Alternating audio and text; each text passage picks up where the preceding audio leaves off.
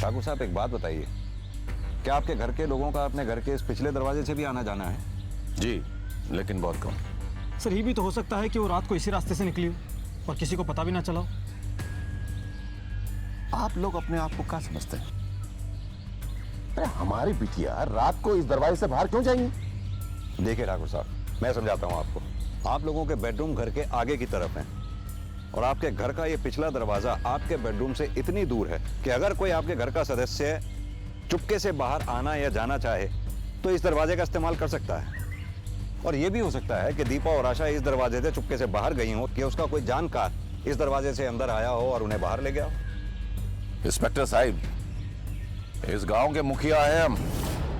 किसी का मजाल नहीं है हमारे घर की तरफ देख भी ले। आप तो आने जाने का बात कर रहे हैं। तो हो सकता है उन दोनों ने खुद अपनी जान ली हो, कोई टेंशन थी उन्हें। इंस्पेक्टर साहब, हमारे घर में सब कुछ नॉर्मल रहता है। और रही बात घर संभालने की, तो बहुत अच्छे तरीके से आता है हमें। इस हादसे को देखकर तो नहीं लगता ऐसा। खैर, उन दोनों को किसी तरह की कोई टेंशन थी या किसी से उनका लड़ाई झगड़ा हुआ हो, या फिर ठाकुर साहब आपकी किसी से कोई दुश्मनी हो? साहब पानी। कह रहे कोनो काम वक्त पर नहीं करता है। पानी नीचे रख। मुर्गा बने आप। साहब मुर्गा बन, रख पानी नीचे।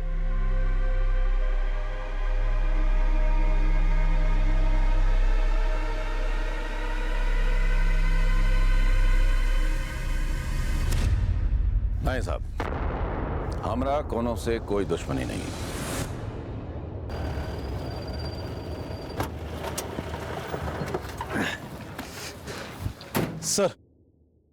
सर ये माया देवी तो अपनी जगह से हिलने का नाम ही नहीं ले रही है। हरदोई थाने फोन करके लेडी कांस्टेबल का स्टेटस मालूम किया, क्योंकि बिना लेडी कांस्टेबल के हम बॉडीज को नीचे नहीं उतार पाएंगे। Right sir. योगेश, ये क्राइम सीन की फोटोग्राफ देखकर ऐसा लगता नहीं कि इन दोनों लड़कियों ने फांसी खुद लगाई होगी। वो कैसे सर? इस पिक को ध्यान से देखो। दोनों के गले में जैसे फांसी लगी हुई है और फंदे पे जो गांठ लगी हुई है, खुद फांसी लगाने वाला इस तरह की गांठ लगा ही नहीं सकता। मतलब ये था, खुद फांसी लगाने वाला पहले रस्सी के एक सिरे को अपना एक हाथ में पकड़ेगा, दूसरे हाथ से वो इस तरह से पेड़ पे डालने की कोशिश करेगा। खुद फांसी लगाने वाला इस तरह से फंदा बनाएगा। ये अब कुर्सी इधर रखो, यहां पकड़ो जरा कुर्सी, यहां सामने आके। इस तरह से फंदा उसने अपने गले में डाला होगा, कुर्सी पैर से नीचे से खिसकाई और फंदा टाइट हो गया। आया समझ में? सर वो दोनों बॉडी भी तो हमको ऐसी मिली है। यही तो मैं कह रहा हूं योगेश, अगर ये दोनों का आत्महत्या का मामला होता तो घर में लगे पंखे से भी की जा सकती थी। घर से बाहर निकलकर चबूतरे पे पेड़ पे लटकने की क्या जरूरत थी? सर अगर हम ये मान लें कि मर्डर है तो दोनों को मारने का रीजन क्या होगा? और सबसे बड़ा सवाल तो ये है कि वो रात में बाहर गई क्यों? यही तो पता लगाना है। या तो फिर कोई उनका जानकार उन्हें किसी बहाने पिछले दरवाजे से बाहर ले गया, या वो खुद पिछले दरवाजे से बाहर निकल कर आए। हो ना हो, इसमें घर में से ही किसी सदस्य का हाथ हो सकता है।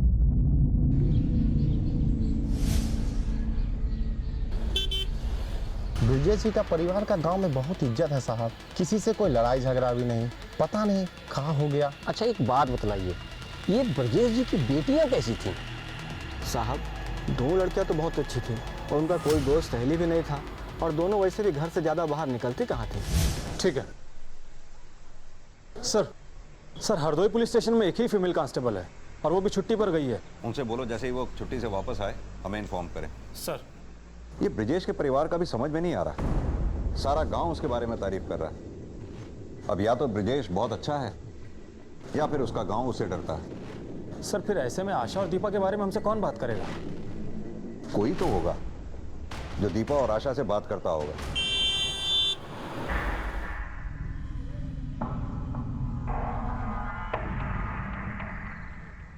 सर पता चला है कि ब्रिजेश के गांव के दर्जी से आशा और दीपा के कपड़ों को लेकर बहस हुई थी।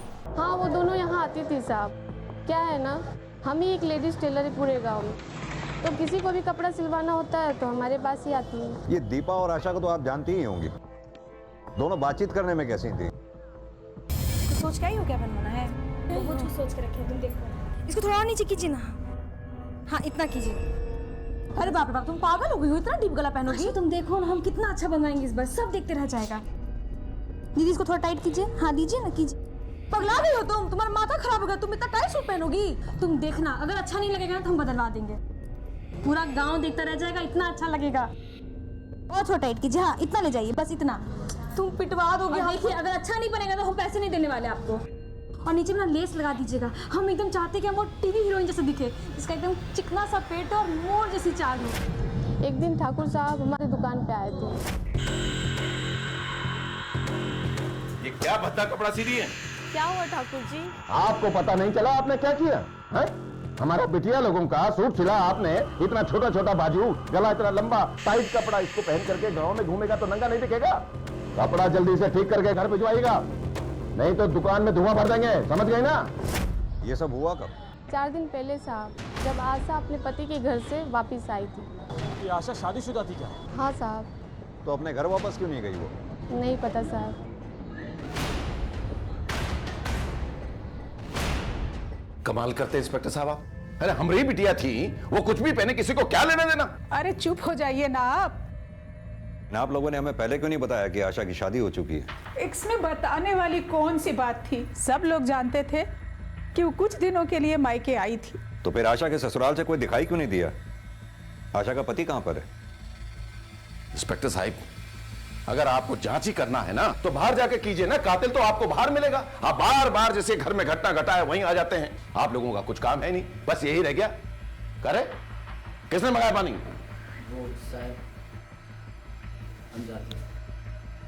और देखिए इंस्पेक्टर साहब, अगर आपसे ये मामला नहीं संभलता हो तो हमें बता दीजिए, हम कुछ इंतजाम कर लेंगे। देखिए साहब, हमारा परिवार ऐसा ही बहुत मुश्किल से गुजर रहा है। वो देखने में ऊपर से सख्त जरूर है, लेकिन अंदर से बहुत दुखी है। बहुत प्यार करते थे अपनी बिटिया से। आप यही जानना चाहते हैं ना कि उस दिन दर्जी के यहाँ से कपड़ा आया तो क्या हुआ? ए छोड़ ना दीपा, सुन ना, आशा बात करने दे। अम्मा ये क्या करवा दिए आप हमारा कपड़ा का?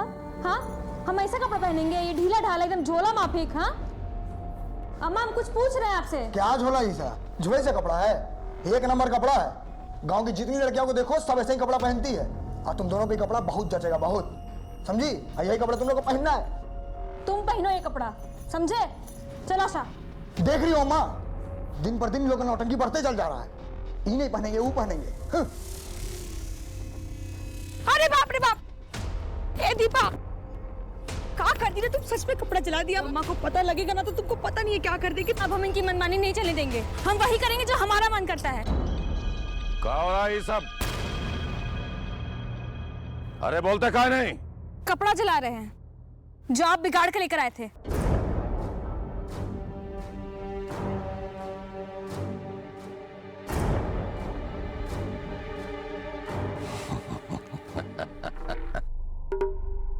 कोनो बात नहीं। अरे ठाकरों की बिटिया है तो खून तो बाल मारेगा ही ना। तुम दोनों दूसरा कपड़ा बनवा लेना, बढ़िया आशा। हाँ पर पहले जैसा नहीं। हाँ बस यही सब था हमारे बीच। दीपा की भी शादी हो चुकी थी क्या? हाँ वो दीपा के लिए भी लड़का देख रहे थे, लेकिन आशा की शादी पहले तय हो गई तो पहले कर दी। और ये आशा की ससुराल कहां पर है? बलियापुर। सुनील आप ही हैं? हाँ सर। सुनील, हमें आपकी बीवी आशा के बारे में आपसे कुछ बातें करनी है। आशा क्या हुआ सर? क्यों, आपको नहीं पता? आपकी बीवी आशा अब नहीं रही। क्या?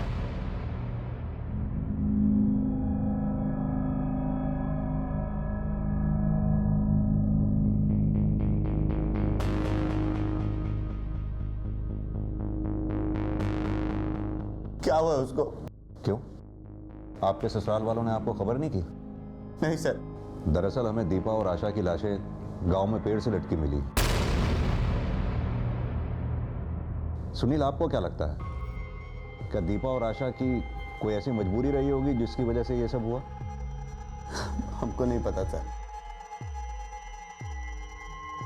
लेकिन अभी 2-3 दिन से हमारी बात भी नहीं हो रही है। क्यों? अब क्या बताएं सर, जब से ब्याह के आई थी ना, सारा घर सर पे उठा रखा था। जब देखो हमसे और हमारे बेटे से लड़ती ही रहती थी। गरम गरम पूरी, छोला का साथ पूरी बहुत अच्छा लगता है। और हमारी बड़ी अम्मा तो एक नंबर छोला बनाती हैं। उसको धीमा धीमा आंच में पकाएगा ना तो बहुत अच्छा बनता है, हबर दबर करेगा ना तो एकदम सब गड़बड़ हो जाता है। अरे हाँ हाँ, सिर्फ तुम्हारी बड़ी माँ ही तो छोले बनाती है, हमें थोड़ी कुछ करना आता है। अरे हमें और भी काम होते हैं, समझी तुम, ऑफिस भी जाना होता है। जब देखो बड़ी माँ बड़ी माँ बड़ी माँ। माँ जी आप ना हमारी बड़ी अम्मा के बारे में कुछ मत कहिए।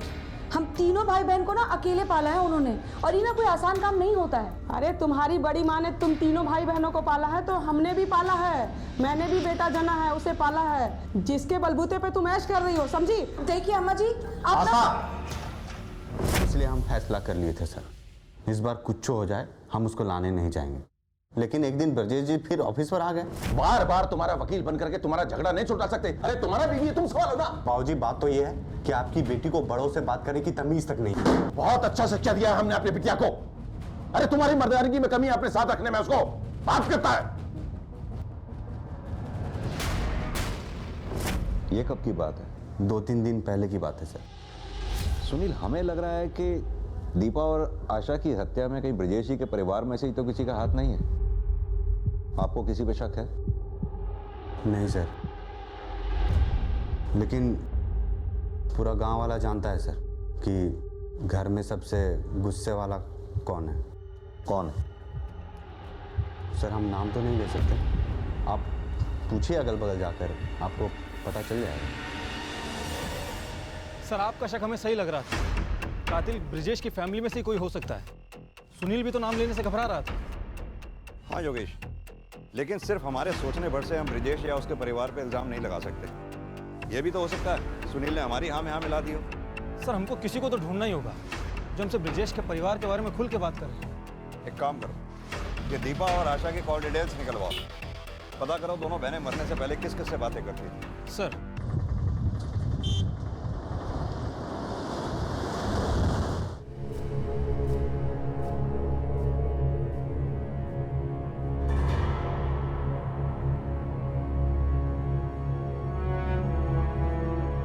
माया देवी जी, हमें ये बॉडी ले जाने दीजिए ना, नहीं तो ये यहीं खराब हो जाएगी।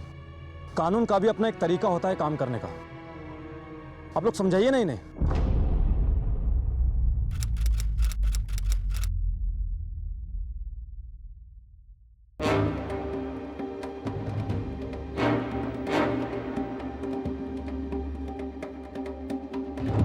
माया देवी, अपनी जिद छोड़िए, हमें इन बॉडीज को नीचे उतारने दीजिए। ये एक जघन्य अपराध है, आप समझने की कोशिश कीजिए। इक्के बार कह दिए हैं, जब तक कातिल पकड़ा नहीं जाता तब तक इनका लाश नीचे नहीं उतरेगा। हाँ हाँ नहीं उतरेगा, हम लोग नहीं उतरेगा, नहीं ले जाने देंगे। सुन लिए हैं?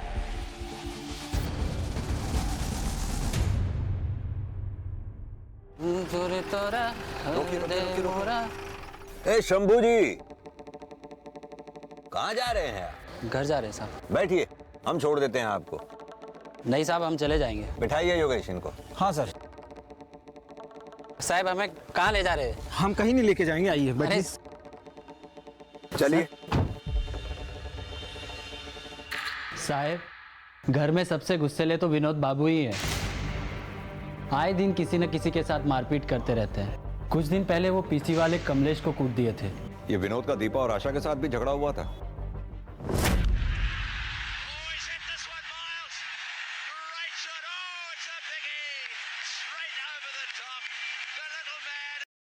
ए, मैं रेडियो लेके कहाँ जा रही हो?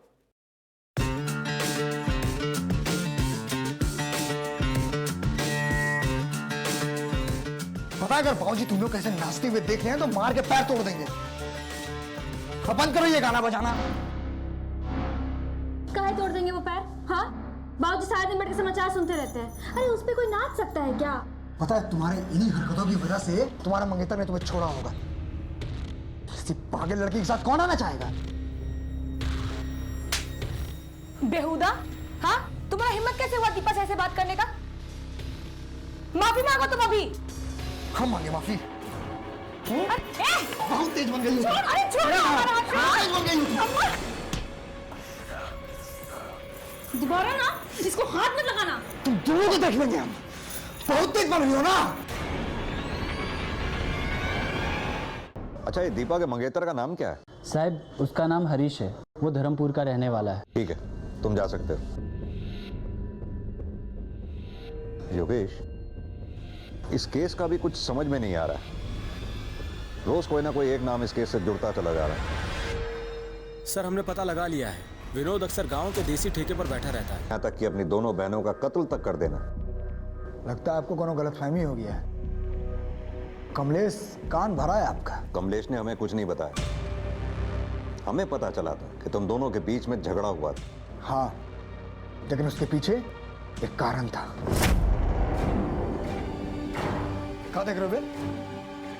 इधर क्या हुआ?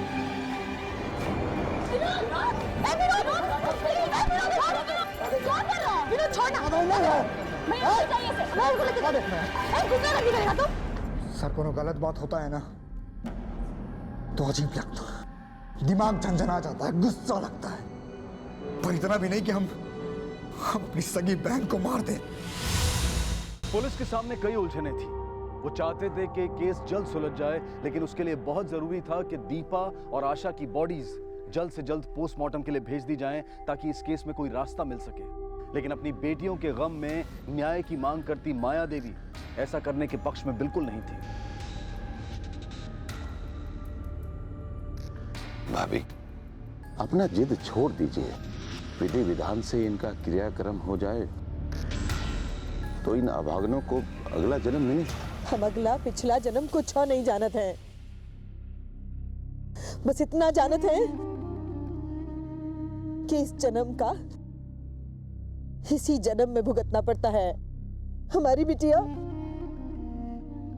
इसी जन्म में मरी है और इनको इंसाफ भी इसी जन्म में मिलेगा। जब तक इनका खूनी पकड़ा नहीं जाता, हम यहाँ से हिलने वाले नहीं हैं।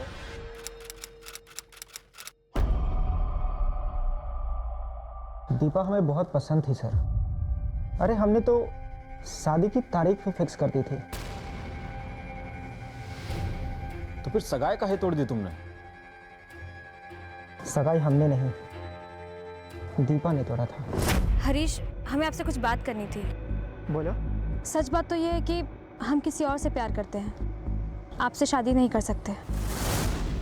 अब लड़की है तो सगाई तोड़ भी नहीं सकते, माँ की बहुत बदनामी हो जाएगी। तो अच्छा यही होगा कि आप ही ये रिश्ता तोड़ दीजिए। आप समझ रहे हैं ना हम लोग क्या कहने का कोशिश कर रहे हैं? तोड़ दीजिए ना सगाई।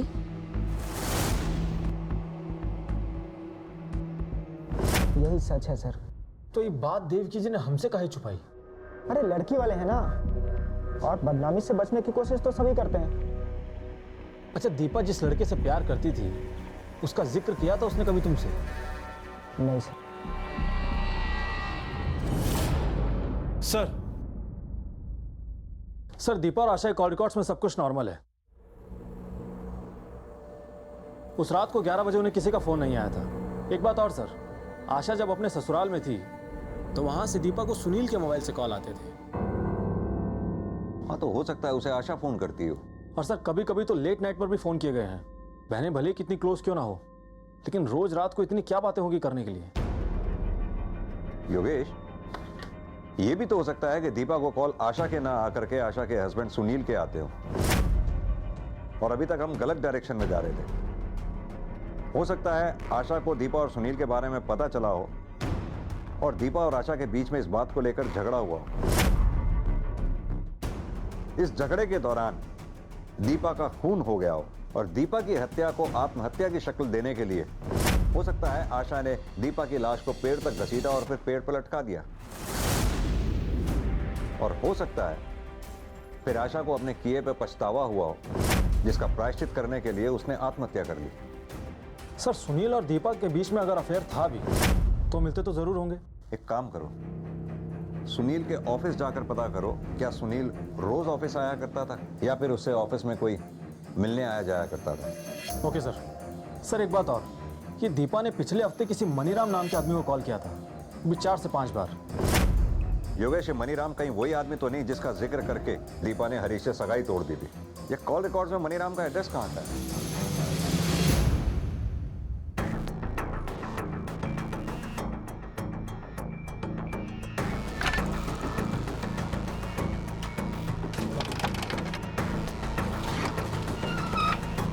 क्या हुआ सर? ये मनीराम कहाँ गया, कुछ मालूम है आपको? नहीं सर, 2 दिन से वो लोग तो दिखे नहीं। कि ब्रिजेश की जो बेटी है दीपा, जी, वो कभी मनीराम से मिलने के लिए आई थी क्या? नहीं सर, कभी देखा नहीं। ठीक। सुनील जी, आपकी पत्नी आशा के घर पर होने के बावजूद भी आप देर रात तक दीपा से बात करते थे। सर वो घर वाला फ़ोन हमको ऑफिस से मिला है और आशा उससे घंटों बतियाते रहती थी। आशा, आशा,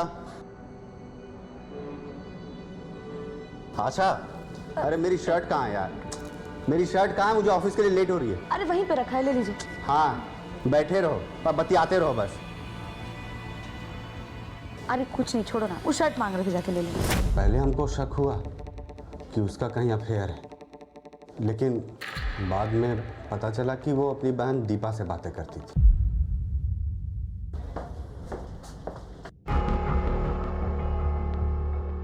तो सुनिए। जी सर। ये सुनील डेली ऑफिस आते हैं क्या? जी सर, हर रोज आते हैं। अच्छा, इनसे कभी कोई लड़की मिलने आई है क्या? नहीं सर, आज तक कोई लड़की तो नहीं आई इनसे मिलने। सर ये भी तो हो सकता है कि ये सारा काम हरीश ने किया हो।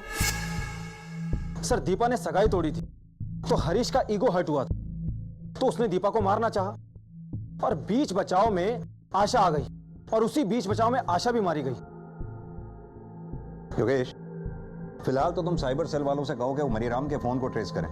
जैसे ही उसके बारे में कुछ पता चले हमें इन्फॉर्म करें। सर बलियापुर थाने से एक महिला पुलिस मिल गई है। गुड।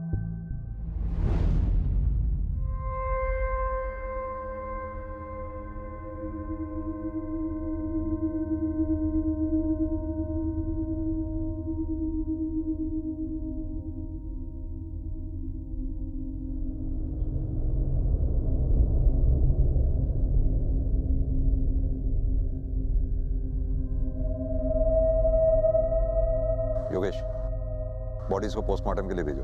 सर।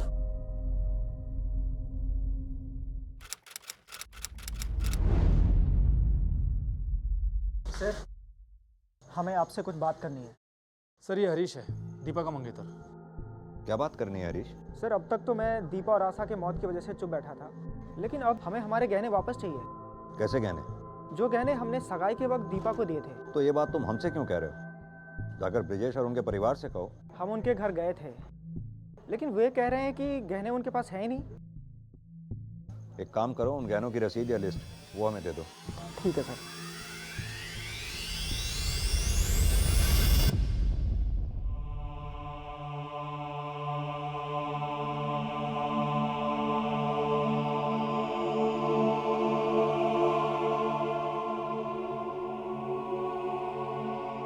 ठाकुर साहब, आप लोगों से कुछ बात करनी है। माया देवी दिखाई नहीं दे रही। वो अपना मायके गई हैं, उनकी तबीयत ठीक नहीं थी। दरअसल हरीश ने कंप्लेंट लिखवाई है। दीपा की सगाई में जो उसने गहने दिए थे आप लोग उन्हें लौटा नहीं रहे। इंस्पेक्टर साहब, हमने हरीश को कितनी दफे समझाया था कि दीपा के पास कोई गहना वहना नहीं था। सर ये हरीश झूठ काहे बोल रहा है हमसे? योगेश, ऐसा भी तो हो सकता है कि दीपा ने ये बात अपनी फैमिली से छुपाई हो। एक काम करो, तुम्हारे पास मोबाइल में उन गहनों की जो तस्वीरें हैं उन्हें आसपास के ज्वेलर्स को दिखाओ। हो सकता है ऐसे गहने उनके पास बिकने के लिए आए हो। सर।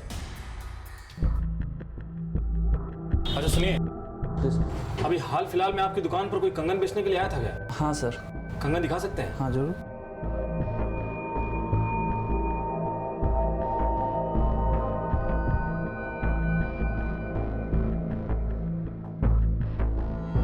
अच्छा, ये कंगन बेचने वाला कहाँ रहता है, कुछ पता है? इधर ही रहता है सर, 2 गली बगल में ही रहता है।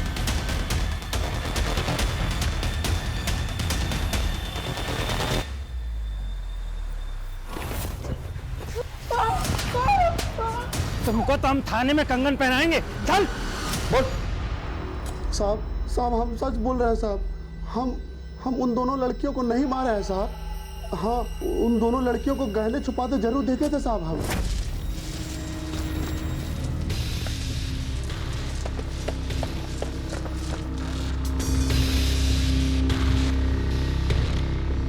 उसके बाद हम चुरा ले आए थे साहब। साहब हम झूठ नहीं बोल रहे हैं साहब। सर, दीपा और आशा की पोस्टमार्टम रिपोर्ट आ गई है। सर, रिपोर्ट के हिसाब से आशा की मौत दीपा की मौत से आधे घंटे पहले ही हो गई थी। यानी अभी तक हमारी थ्योरी किसी और ट्रैक पे चल रही थी। और सर, सबसे चौंकाने वाली बात तो ये है कि दीपा और आशा की मौत फांसी लगने से हुई नहीं। दीपा को गला घोंट कर मारा गया है और आशा के सर पर चोट लगी, जिसके कारण इंटरनल ब्लीडिंग होने की वजह से उसकी मौत हो गई। एक बात और सर, आशा की एड़ियों में गहरे खरोंच के निशान भी थे। ऐसा लगता है कि उसको घसीटा गया हो। योगेश, ये भी तो हो सकता है कि आशा ने जूते या चप्पल पहन रखे हो जो उसे घसीट के ले जाते समय पांव से निकल गए हो। अपने 2-3 कांस्टेबल को क्राइम सीन पर साथ लेके जाओ, अच्छी तरह से छानबीन करो।